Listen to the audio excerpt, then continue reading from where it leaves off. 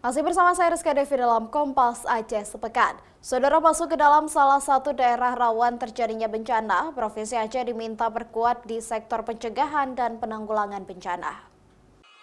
Badan Nasional Penanggulangan Bencana siap bekerja sama dengan pemerintah daerah untuk terus berkontribusi memberikan pelayanan jika dibutuhkan dalam penanggulangan bencana. Sangat penting adanya penguatan di sektor penanggulangan bencana agar siap siaga memberikan bantuan jika terjadinya bencana. Selain gempa bumi, banjir menjadi perhatian penanggulangan bencana di Aceh. Apalagi memasuki musim penghujan, masyarakat yang tinggal di daerah rawan bencana diminta waspada dan mampu meminimalisir jika terjadinya bencana, seperti menyelamatkan diri dan harta benda. Harus kuat di pencegahan. Nah, karena itu seperti kegiatan PRB ini adalah fase sebelum terjadi bencana, yaitu pencegahan.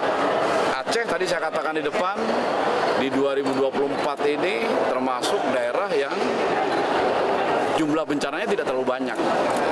Kita masih ingat dari mulai Januari sampai Oktober, ini kan tidak banyak bencana besar di Aceh. Mudah-mudahan ini bisa berterus tentu saja dengan peningkatan kesadaran dan kemampuan masyarakat Aceh. Gitu.